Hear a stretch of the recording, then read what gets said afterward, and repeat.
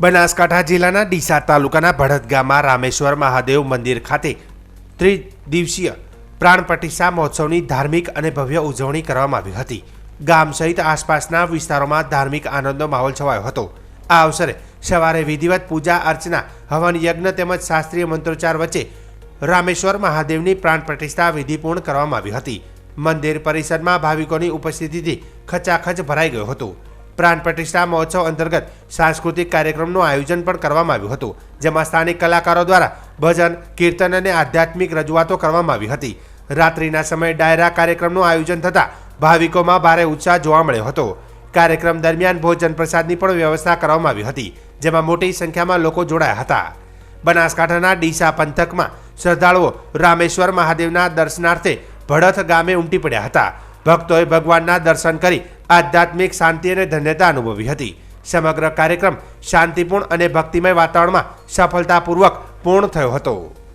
ડીસા પંથકની અંદર એવું ભડત ગામ છે અને આ ભડત ગામની અંદર તૃતીય જે પ્રાણ પ્રતિષ્ઠા મહોત્સવનું રામેશ્વર શંકર ભગવાનની જે પ્રાણ પ્રતિષ્ઠા મહોત્સવનો આજે ત્રીજો દિવસ છે અને ત્રીજા દિવસની અંદર મોટી સંખ્યાની અંદર જે આજુબાજુ વિસ્તારના જે મોટી સંખ્યાની અંદર ભક્તો ઉમટ્યા છે, ત્યારે ગામના વડીલો આપણી સાથે છે, એમના દ્વારા વિશેષ વાતચીત કરવાનો પ્રયત્ન કરીશું કે આજે આયોજન કરવામાં આવ્યું હતું, એટલું વિશાળ આયોજન હતું ને એટલા વિશાળ જે આ ભક્તો દૂર દૂરથી અહીંયા આવ્યા હતા ને સંચાલકો પણ ખડા પગે રહ્યા હતા અને જે મોટું જે આયોજન કરવામાં આવ્યું હતું તેને લઈને આપણી સાથે ઘણા એવા વડીલો છે, એમના દ્વારા વાતચીત કરવાના પ્રયત્ન કરીશું। ખાસ કરીને શું કહેશો જે આયોજન કરવામાં આવ્યું હતું ને જે પ્રાણ પ્રતિષ્ઠા મહોત્સવ?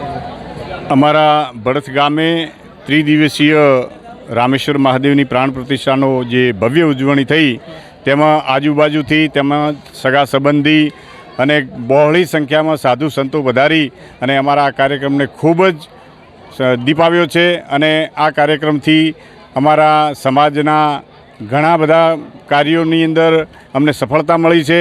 આવા અગાઉ પણ અમે મેળાવડા કરી ચૂક્યા છીએ અને લોકોને અમારો મેસેજ છે કે આવું હિન્દુ ધર્મનું જો આવું કાર્ય કરવું હોય તો દરેક ગામમાં આવો સંપ અને સંપ હોય તો આવું કાર્ય સફળ થાય છે।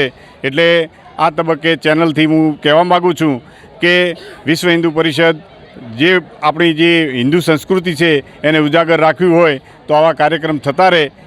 અમારા ગામની અંદર ભડત ગામ ડીસા તાલુકામાં મોટું ગામ છે અને આ ગામમાં 25 થી 30 હજારની વસ્તી વસે છે અને બધા વાઘેલા દરબારો અને અન્ય સમાજના ગામો રહે છે। તે આ ગામની અંદર ના વીક ના વિવાદ સર્વે સંમતિથી આજે આટલો મોટો પ્રોગ્રામ કર્યો હોય। 1.5 થી 2 લાખની વસ્તી આ ગામની અંદર જો જમણવારમાં આવી હોય અને આખા જિલ્લાને આમંત્રણ આપ્યું તો આખો જિલ્લો એ વધાર્યો હોય અને સારામાં સારો પ્રોગ્રામ કર્યો અને આ હિન્દુ ધર્મ માટે સારામાં સારું કામ છે। હિન્દુ ધર્મને જાગૃત કરવા માટે, સનાતન ધર્મને ખૂબ આગળ વધારવા માટેનું કામ છે અને આવું નાવું કામ સર્વે લોકો હિન્દુ ધર્મના કરે એવી અમારી આશા અને અપેક્ષા છે। બહુ સરસ કામ છે અને સૌએ આ કામને બિરદાવે અને સૌ આ કામને આગળ વધારે એવા અમારા આશીર્વાદ।